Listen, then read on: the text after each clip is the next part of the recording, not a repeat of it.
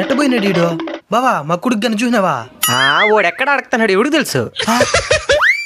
నైనా ఎక్కడికి రా పోయినావా? ఇంటర్వ్యూకి పోయి చూస్తున్నాను నాయనా. చెప్పేసి పోవచ్చు కదా. చెప్పేసి పెట్టి సెలెక్ట్ అయిపోయింటాడా దేపాండ్రా. నైనా వద్దు నాయనా, ఇంటికి వెళ్ళిపోదాం కదా. Thank you sir. అయినా నేను ఇంటర్వ్యూకి సెలెక్ట్ అయిపోయినాను నైనా. నెలకు ₹1,00,000 జీతం. సంతోషం నాయనా. అల్లుడు అల్లుడు నాకు తెలుసు అల్లుడు, నువ్వు ఎప్పటికైనా గొప్పగా సాధిస్తావనా.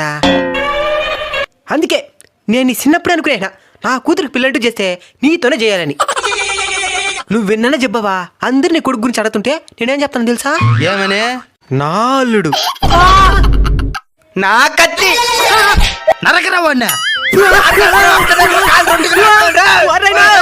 మన కష్టాలు ఉండేటప్పుడు మనల్ని నవ్వులు పాలు చేసి అదే మన విజయం సాధించగానే మన విజయాన్ని కూడా వాళ్ళకు ఉపయోగపడే విధంగా చేసుకోవడానికి చాలా మంది ఎదురు చూస్తుంటారు. అలాంటి వారికి సరైన గుణపాఠం నేర్పించండి.